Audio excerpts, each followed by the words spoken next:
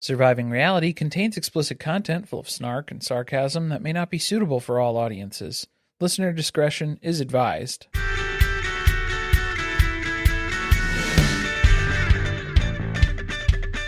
Hello and welcome to Surviving Reality. I'm Corey. And I'm Carly, and this is Seeking Sister Wife, Season 6, Episode 8. It's just papers, right? A nice little paperwork shuffle that we're very familiar with if you watch Sister Wives as well. Yeah, I'm surprised that Dannielle didn't bring that term up because they have watched Sister Wives together, Garrick and Dannielle. Oh yes, definitely. It's a lot of their relationship is emulated on the success of Cody Brown's marriages. Can't wait to see it from here. There's got to be like 16 more seasons of this show to go then. You can only go up from here. All right, let's decide who we want to start with. Should we go with the Johnson family? Matt, Anjelica, and Shanay? I just want to get over it. I don't want to talk about them anymore. Yeah. I don't know if that's going to happen. I think that there's still a lot more of them throughout the season. We don't lose anybody along the way here. It doesn't look like. No, there's only a few episodes left. Yeah. But we have to pick up with the murder on the Orient Express, obviously. Matt is still standing there with flowers, looking, waiting, hoping Shanay actually shows up to this date. He's on platform 9 3/4, and he is ready to leap into this adventure here. What is Shanay wearing? What is happening? The little dress, it's sheer, the curls. The curls, yeah, she's rolling up like Little Orphan Annie. It was given Robin Brown. A little bit, right? Yeah. We forgot to put a brush through the curls after we got done putting them in. Okay, yeah, and also nice cold sore. Right smack dab in the middle of the top lip. Maybe this is a costume. Bang. Yeah, is that what she was going for? It was kind of a dolly dress. A little bit, yeah. Dolly dress, dolly hair. It's almost like you're having like tea time on the train too. So this would be something that you would play pretend with a group of dollies for. They also look like they're going to two different parties. Kara said Hamburglar, right? That was where Matt was for her. He felt like a high school prom. Like he's going to get in the back of a stretch Hummer here in a minute. I think it was left over from prom. As they get on the train, they're talking about, oh, how did you find this? And he's like, well, I looked up romantic date things. Legitimately, how do you think he found this? On Groupon. He was like, I can't invest that much in this date. She's probably going to break up with us. No, but like, it looked nicer than that, though. It looked nicer than a Groupon? Yes. Oh, I don't know. It was giving Groupon to me. Really? Like the meal looked good, though. I mean, or like the service. The service was good. Okay. I'm just saying. Well, also, how dare you disparage Groupon meals? We feasted at Leona's so many times on Groupon. R.I.P. R.I.P. Leona's. Chicago classic staple. We miss you. I think we put them out of business with all the Groupons. Oh, no. I thought you were going to say when we moved away. Yeah, and we weren't supporting them. But no, they closed down before we moved away. It was a real shame. It kind of looked like wedding food to me. Banquet hall food. Oh, okay, the food maybe not so great. But like the service, like they were like full outfit for the wait staff. In costume, kind of. Period attire. I'm getting more worried the more you talk. Why? Because of the murder mystery? I feel like, how have we been married for this long? Because our ideas of what is a fancy date and what is not. This is Rhode Island fancy. Is it not? The Rhode Island Orient Express. I was waiting for it to turn into a murder mystery dinner. I mean, we got close. That actually would have been the bigger disappointment to me, was that this wasn't the murder mystery. Yeah, it's like, oh, we're just going on the boring dinner car? I would have talked to you the whole time. Ugh. Thought there was going to be a show or something. So it comes time to order the wine, and Matt gets to show off everything that he knows about Shanay. I know you like wine, specifically red wine. Are you impressed yet? Are those panties dropping? Just ask for the red wine and see what the waiter says. I'm partial to the California grape. The softer California grape. He doesn't know. And I mean, there are so many reds to choose from. Has an oaky afterbirth. Okay, I thought that the real knife to the kidneys here was when she points out Anjelica would have known what to order for me. Well, so that's how little you actually know me, Matt. Because that's true. How can you go out to dinner with someone so many times and then not know by then if she always does this? That is this man. This man is not invested in getting to know either of these women. Matt doesn't care. He doesn't care to know. That's the problem. He also doesn't care when he gets ghosted. That's the other thing that Shanay's upset about. That was a test to see what would happen when she didn't respond. Which, I mean, that's kind of immature to an extent as well. But I think disagreeing. I think Shanay's at that point in the relationship where she's like, drastic times call for drastic measures. She wanted him to chase her. And then he didn't do it. To see some sort of a response from this man. The thing that would be really disappointing to me, and I think she knows, is that Anjelica is the one behind pushing him to get together on this date. Anjelica booked this. Yeah, Matt did not look this up. Right. Matt did not look this up. That's why she asked where he found it. Yeah. She was wondering, how did you come across this? Oh, it was the first thing on Google search of what to do this Friday night. I don't believe that. I don't believe that for 1 second. This is Anjelica. She had to buy the tickets. She had to pick out his outfit. She had to buy the flowers. Everything. All of this stuff was Anjelica. Which is unfortunate because it's looking like there's going to be a problem at the end of this relationship with, is there still a friendship between Shanay and Anjelica? Well, I mean, Matt knows what's at stake here. He has to convince Shanay that he is a catch. He is worthy of a relationship here. And that he chooses you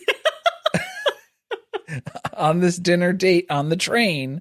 So once Shanay finds out that, oh, you guys have been dating other people, though, which it's kind of rich for Shanay to get upset about that when she had a whole ass relationship in secret. But I'm just going to say she seemed more upset when she found out that Anjelica had been on that date, too. She suspected something from when she talked to Anjelica because she acted weird. She was like, her body language was all off. It just seemed like she tensed up. So what's the deal? And then she's more upset that she feels like the only reason he fessed up to having gone on a date with someone is because she asked. That becomes the next question. Would you have told me if I hadn't asked? Hard no. And Matt's like, well, yeah, eventually he probably would have found out at some point. When this airs on television. Yeah, or like when I break up with my prospective guy that I was dating and then join back in, that's when you're going to let me know? Right, you were going to withhold that information until I made an important decision about my relationships. To mention it in passing, and then that's just something that I get to deal with then. He should have just told her, yes, I went on a date. It went very poorly. I'm not at all interested in the person that we met, and all I did was think about you the whole time. That's what she wanted. Yeah, that would have been better than what she got. You know, it opened up my eyes to the fact that you are the person for us, and I was stupid to have let our relationship get to the place that it got to. Dating is scary, especially when you're making candles from the fat of hanged men and stuff. I don't know what was going on. There was a whole bunch of stuff that happened that I wasn't sure what was happening either. I didn't like it. I didn't enjoy myself. Didn't have a good time. I'm glad to be back in your presence. Thank you. He says none of that. No, that would have went over better because a lot of that it's just some appreciation. But then Shanay's getting confused too.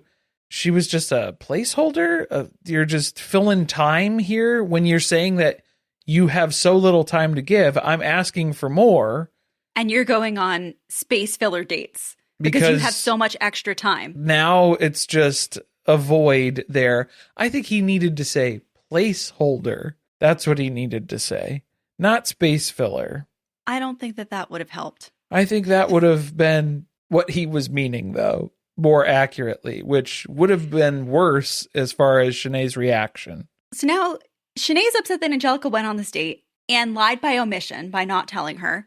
Matt explains, well, it's not really her place to tell you about it anyway. But that's where these relationships become confusing and more complex, is that you're friends with this person.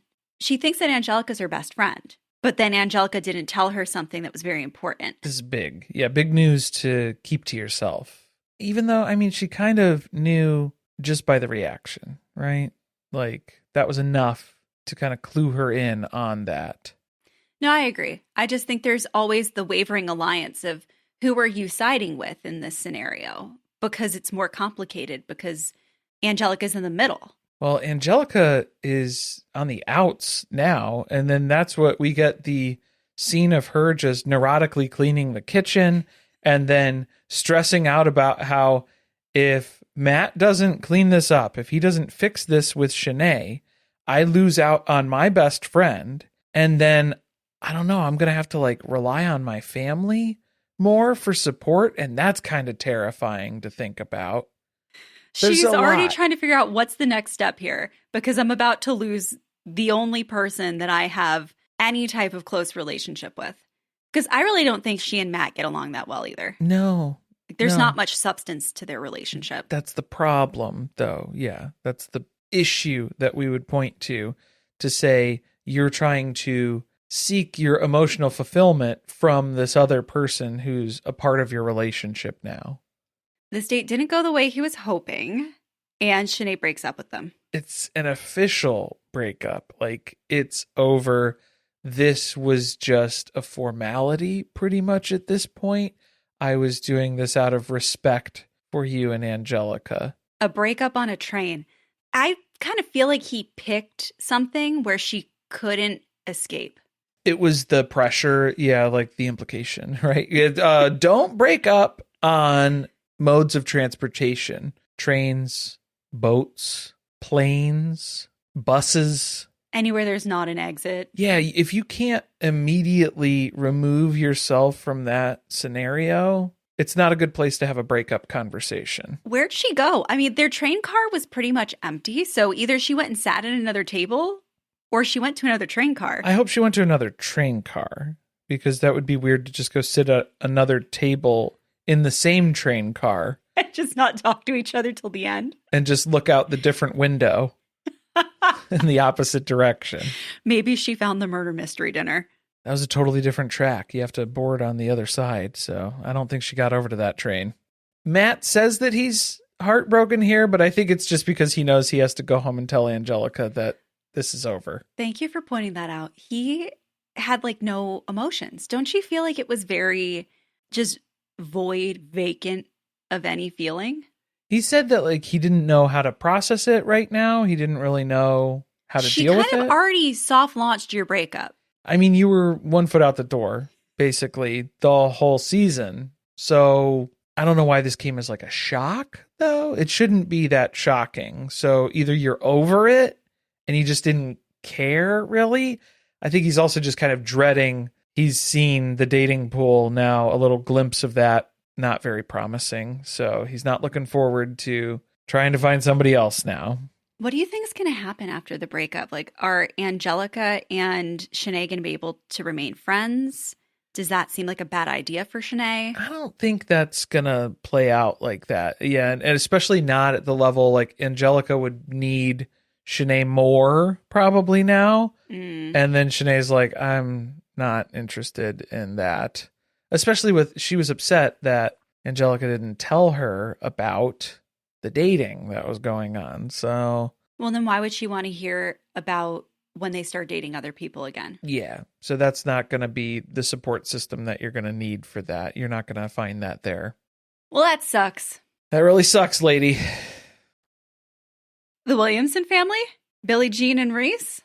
Yeah, we've got another Reise date here. He is meeting up with his potential lady friend, Randi. How did their friend Nikki find someone else who was willing to go on a date with them? I don't know. So far she's found them 2 blind dates. They've managed to find 0 people on their own. They're struggling. Yeah, this is hard. This is difficult. I think we're learning that the most effective approach for him is for the other person to not know anything about him before they go on a date. Yeah, something tells me that his virtual game, his jokes do not convey well via text. So, yeah, the chatting that's going on, initial conversations online, not so good. I kind of feel like Reese, Billie Jean, and Randi, that sounds cute together. That already It feels cohesive. yeah, like it sounds like they all go together already. So we're off to a good start. I mean, not all together. Well, not all together, but I mean, like, as a community, it's together. The place of this date. We can't even say that Matt had the worst date this episode. The train or the playground? Oh, yeah. Well, I don't know if this is just a way to prove to the blind date, like, there are no prior convictions that you need to worry about. I can be at a playground. I can go near a school. Yes. So, like, no drug charges, no other, we don't go weird. I think he's just trying to keep the dating budget low.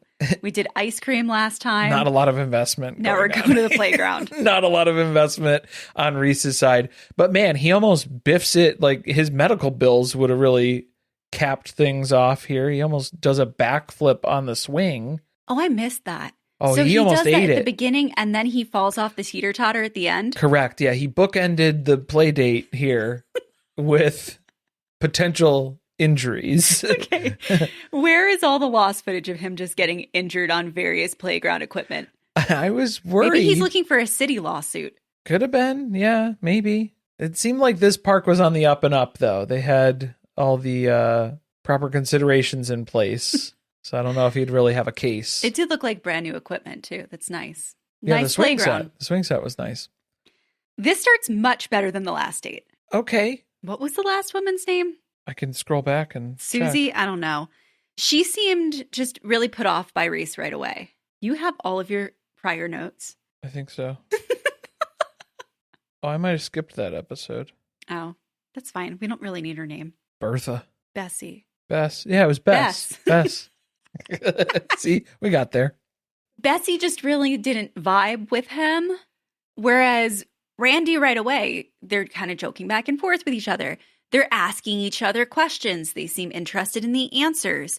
There's a vibe that's going, and Reese is feeling it. There's a connection here that's happening. Just conversationally, they seem to flow a little bit better, I guess. Yeah, it's like not as obtuse as it was with Bess. I think Bess had no sense of humor. That, and then also she was just like not really interested in this guy based off of, the first 5 seconds, where Randy's like, I'm into this. I'm open to this. I guess that's the pro and con of going on a blind date. Yeah, is where you don't know anything. So then if the stuff that you do learn very quickly, you're not interested in at all, that could be a problem. Feels like a waste of time. Yeah. So that doesn't seem to be happening for Randi. They are covering a lot of like big topics here. I mean, they're talking about parenting and basically building out the commune. And so she's a single parent. She's got 3 kids. 2 of them are still pretty young, right? I think it was 14 and 5. And then the older one was 14 17. Pretty young? Because I would say 14 is close to 17. So that's like, those are closer together. That's a minor that's going to be in that household for a while. Who's going to have to endure these people being part of their life. Right. Yeah. Okay. She's a single mom with nothing to give you. She's got no village. And that's really what's appealing to her about this idea of the commune. Yes. This community that they're looking to build. She's also put at ease when this wasn't Reese's idea. This was Billie Jean's idea. So that's reassuring too. She probably won't be jealous and she'll be really cool. So that'll just make things easy from here. Because it was her idea. Yeah, she was the one who came up with this plan. So she'll be completely on board with this from the get-go. Tell me you don't know much about polyamory. I think there's still plenty of room for things to go wrong. Yeah, we haven't even scratched the surface, really.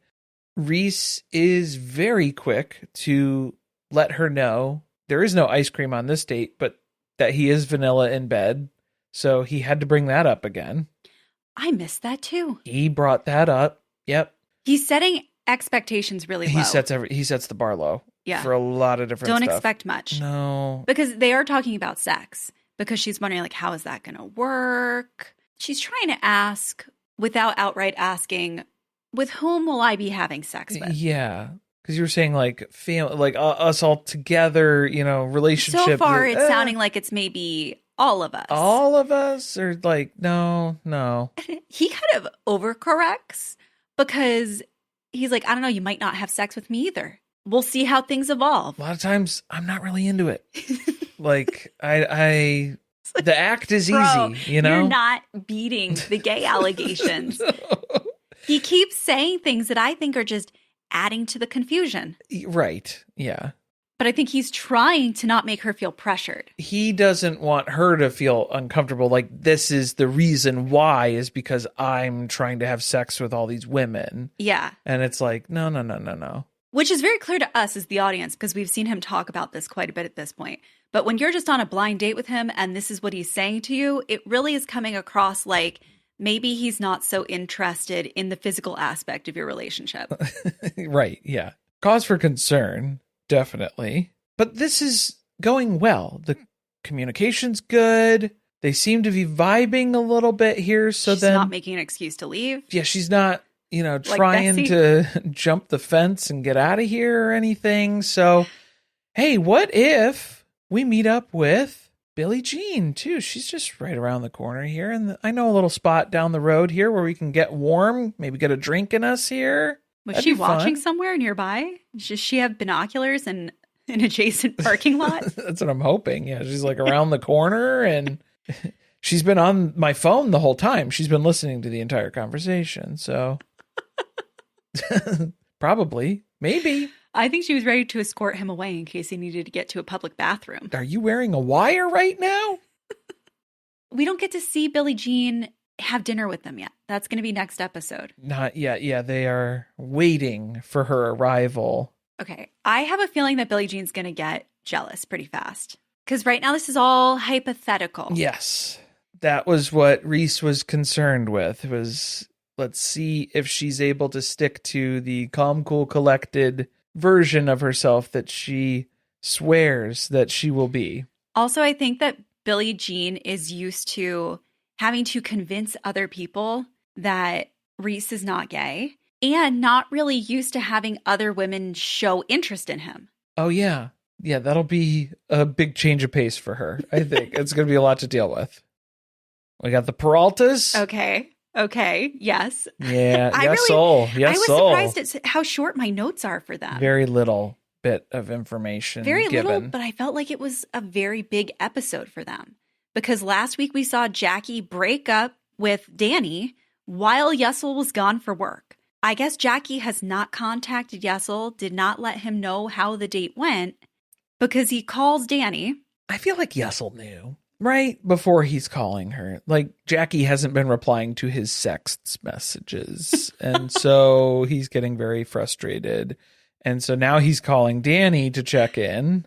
He's trying to figure out why he's blocked. And he's like, hello. How did that conversation go? And Dani breaks the news. It didn't go well. Not too good. Yeah, it turns out she really wasn't a fan of my boundary and the idea that she wouldn't be able to have more kids since, she already told us that she wants to have more kids. Is it a boundary or is it a threat? Well, what would she do if Jackie was to get pregnant? I think that's the part that we don't know, because then it becomes a threat. Yeah. What is the consequence? Right. But I'm just saying too, of a boundary without a consequence. Well, so here's the problem. Much. A boundary is usually something for yourself. Yeah, right? Not something that you enforce on that someone else. Inflict on other people in their behavior. To other people, because this is something that involves Jackie and Yessel. Mm-hmm. That she's saying, no, you guys can't do that. She's been weaponizing the idea of a boundary since the beginning of this. Yeah. Because really, I'm trying to think what her boundary would be if she was doing this properly. So if you were to have a child with another person, then I would need to remove myself from this family.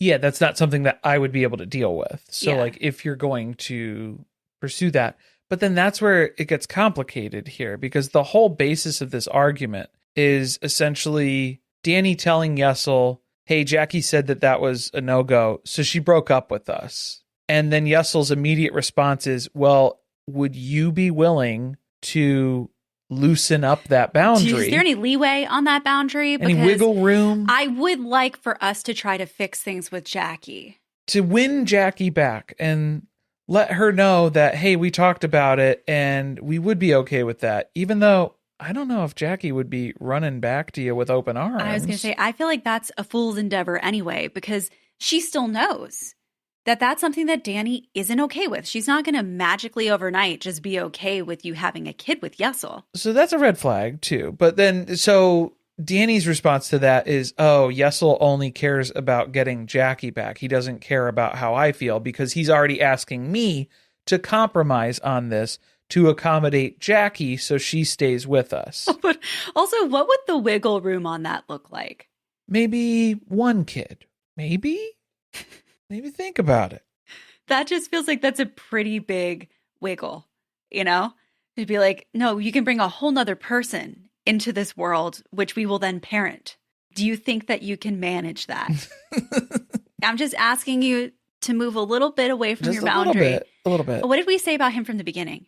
Was that this was the game he was going to play, where he was going to push her outside of her comfort zone.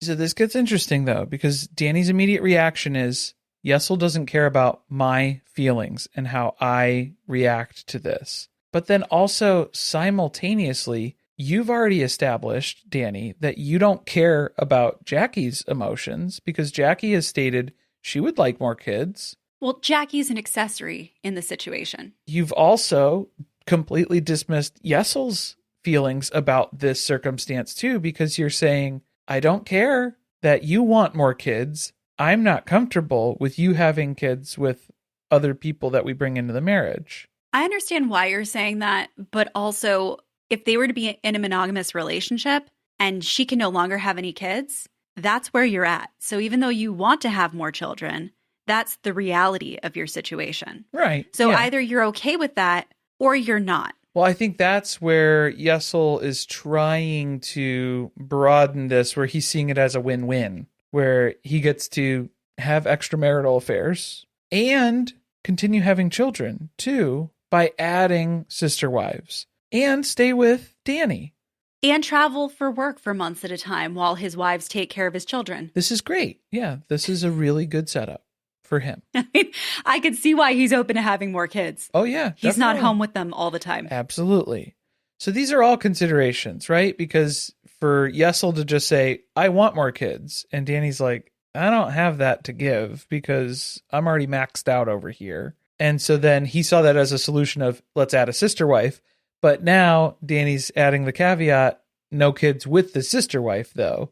Child care from the sister wife? Yes. A+, 100%. Let's do that.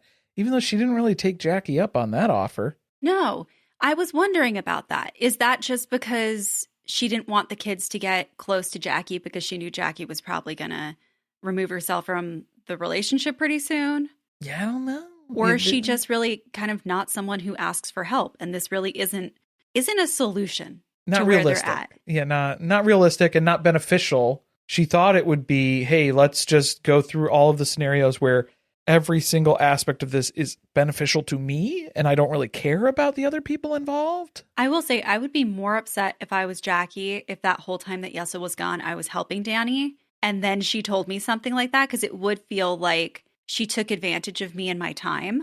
Well, just in general, yeah, it feels like you wasted Jackie's time. Like Jackie was upset by that and she should have been. She had every right to be. What upset me at the end was that they didn't understand the lesson coming out of this should be that you need to be upfront with people about what you are and aren't looking for, because that's how they got to the place that they're at. They didn't tell Jackie up front that they didn't want to have more kids with her, even though she already expressed to them that she did want more children. And I feel like that's just a caveat that Dani's throwing in here so that it just makes it more difficult for them to find someone to have as a partner. I don't know if she's doing that on purpose or if it's a nice, convenient added bonus to the fact that she doesn't want him to have more kids with somebody else. Yeah. But I think that's why Yessel feels it's unfair to him. Right. Is because now it's going to make it 10 times harder for them to find someone who wants to be in a relationship with them. Exactly. Yeah. Which is unfair, in my opinion, because Yessel's already getting the flexibility from Dani to be able to have a whole nother wife. Right. Yes. This is true. But I think he's just going to continue to push her and push her and push her until either he just goes out and has an affair or she decides that she can't do this anymore. Yeah, because I mean, he's trying to say that he's upset that she isn't considering his feelings because he still wants to have kids again. Okay, but it's kind of all about him. Which is kind of rich because, yeah, he's not really the one who has to sacrifice as much to have the kids. Well, I don't like Dani really either. And I do think this is an unrealistic, quote unquote, boundary that she has. Yeah. But I just feel like Yessel's a really selfish human being. Right.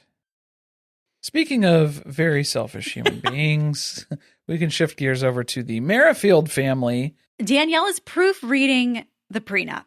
In Portuguese or in English? I don't know. She doesn't know. I don't think it matters which language it was. You know what? I don't think it does either. No, from what we've seen, she's not fluent in either. No, clearly not.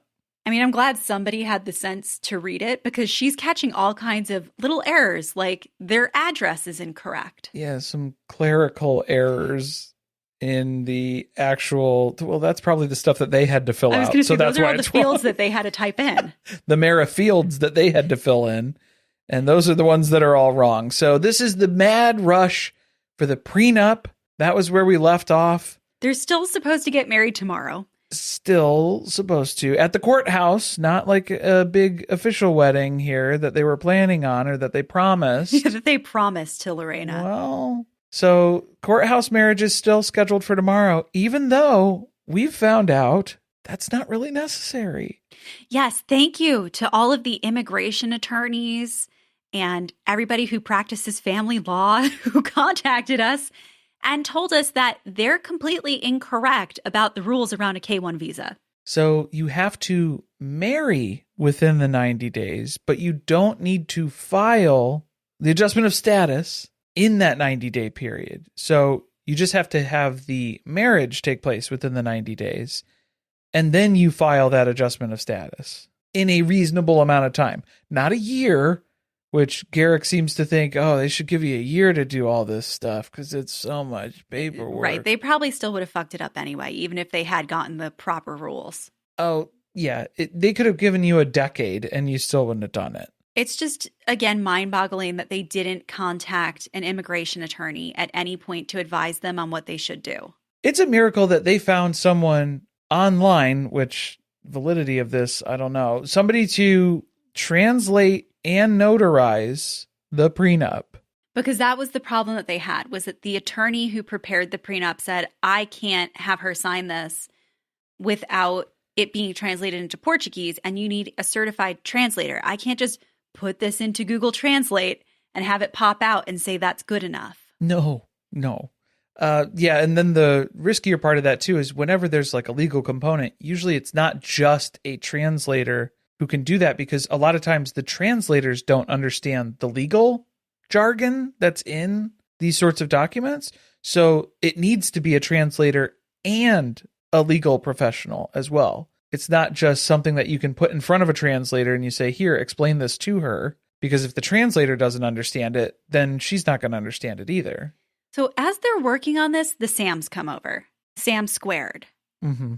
And they're just as shocked as the rest of us that they are so incompetent that they didn't get this done ahead of time and that they're scrambling the night before the wedding. Well, Lady Sam gets it, where she's like, Garrick and Dannielle, they're more laid back. They're more relaxed. They don't always get on top of things right away. And I would argue that the things they're getting on top of are not the things that they should be getting on top of. That's the priority. Garrick had other priorities. That's the priority for some people, but getting on top of it, I don't think that was the issue here. Brother Sam is pissed, though. He's like, why did you not get this done sooner? This seems like something you knew you were going to need to do because I told you needed to do it. Very important. So why is it still not done? It's like a school project in the 11th hour now. So they're going to hand something fucked up in. Half done, still the glue's drying on it. But Sam Ruffalo should have thought ahead on this one to say, he set a boundary, right? Okay, if we're talking about like a personal thing of, it's the business I need to protect. This is my involvement in the business. You are my business partner. My boundary is I don't want you getting married and risking the business that I'm involved in as part of that marriage. It's a stupid decision. I'm not on board with it. And I need to be protected too. Protect my interest. there was no repercussion as far as if you didn't, though. So that's what I'm saying. He needed to come with something a little bit more solidified here of saying this is what's going to happen then if you don't do this prenup. I hope this was a big lesson for him. Don't trust Garrick and Dannielle to do something on their own. If it involves you that much, then you should have been checking in and making sure they were getting it done. That's the bigger part too. I don't know how you can leave them to do the prenup. Ask them, is it a legit prenup? And they go, I think so. I mean, I would not have been comfortable with that response. No. Right? And like, how do you not get involved in that prenup? You need to know what's included in that. You need to know if you're actually covered by that. I would not be leaving it entirely up to them. No, I wouldn't take their word. And I would need to know. Where's the attorney that prepared it? I'd like to speak to them. And I need my own attorney to look at it for my best interest to make sure that my ass is covered here too. So then whatever. He wants to come at them for being incompetent. He's being equally incompetent. If you're going to have someone go, I think so. We found a guy online. Stop what you're doing. Okay. Like you just, no. I think that they felt like, what are we going to do? They're telling us that they have to get married tomorrow. Otherwise, Lorrana might get deported. Which is wrong too, by the way. So like, just so many different elements here. Wrong, and it feels manipulative because what does that leave them to say? Okay, then she's going to have to get deported because I'm not comfortable with the prenup? I mean, if you had a lawyer look at it and they were like, yeah, this is a shit show, this is a mess, then I would be like, yeah, we need to figure out what the solution is now because we're not in business together anymore then. If you're going to go forward with this and I'm at risk, that's not going to happen. Well, and someone who knew what they were talking about would end up saying, you don't need to get married tomorrow. Right. That would have been the catch-all. Slow down.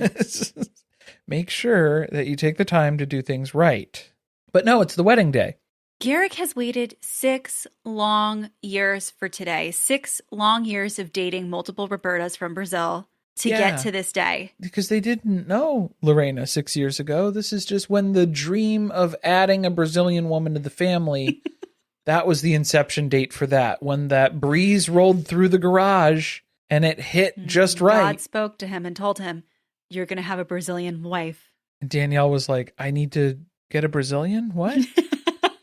I'll try. I can schedule that. I can try. Get an appointment. Yeah. What was going on? Dannielle has like a gash on her arm. Did she sustain an injury here? Well, she probably fell off her mountain bike. She wasn't mountain biking. You don't think that she's been going out with Lorrana? Oh, well, she got a bike, sister bikes, tandem bikes. They were on a tandem bike. Tandem mountain bike accident is what took place here. That's the only explanation for clarifying. She was hoping for a bigger injury so that she could delay the wedding. Yeah. Didn't work out. The outfits, let's talk about it. Garrick is wearing his cowboy hat. The 10-gallon hat. His bolo tie. And then Roberta number 3 comes down the stairs. Side boob, totally exposed. Yo. Yeah. It was a lot. Garrick was very pleased. There was no way he's going to say no. He's not going back on this now. Right. Yeah. He's definitely going to go get the paperwork done. All on board, ready to go. What was frustrating for me here was while Dannielle and Lorrana were getting ready upstairs, Dannielle was asking about the name change that would be taking place too. And Lorrana had to explain her last, or no, not her last name, her first name. They've been saying her name wrong this whole time. Yes. It's not Lorrana. It's Lorrana is what she says. They can't say that, babe. And they can't say that. So that was never going to happen. That was upsetting to me, is because they have legitimately been saying her name wrong. And so have we, because they taught us the wrong name. Yeah, go figure. That's why we're just sticking to Roberta number 3. Yeah, play it safe. Dannielle isn't even allowed to go inside the courthouse. Oh, yeah. Is it COVID rules still? Or like they're limiting? I was confused about. They're limiting it? Oh, also, I think it's because it's suspicious. There's this dude who got divorced from this woman who is now showing up to the courthouse with him and a new lady. No. And cheering on their marriage. Even Cody Brown didn't try to use that excuse when he didn't bring Mary to the wedding with Robin. Like, that seems like that would be the reason to be like, maybe we won't go waltzing into the sheriff's office and do that. in this town, the small town that hates me now publicly. Well, yeah, the whole town knows that he's a polygamist. It's pretty obvious when he's been on the show. I was alarmed that they didn't bring anyone in who spoke Portuguese, because I'm going to assume the entire, whatever they did, whatever they signed was all in English. If they exchanged any type of vows or anything, that was done in English. Oh, the marriage certificate, marriage license stuff, way more chill than a prenup. We didn't even see her sign the prenup. She said she had no problem with it and that she would do it, but we didn't see it happen, which makes me wonder, did it really happen? Did she? I mean... They made such a big thing of it. Why would we not see her sign it on television? Because it was just an e-file. It was just the thing that she just had to click click a button. on. Yeah, that was it. So it was a little less climactic than they were expecting. Poor Roberta, she's really disappointed because they're just going for a paperwork shuffle. And she expected that they're going to have a big wedding. That's not the way this has turned out. Thought her family would be there, just little things like that. Things that she was assured that would happen that are absolutely not happening. Do you think they'll have a big wedding? Because they're promising that they'll do it at some point else. No, I don't think it's going to last that long. Ah, okay. I don't think it's going to make it.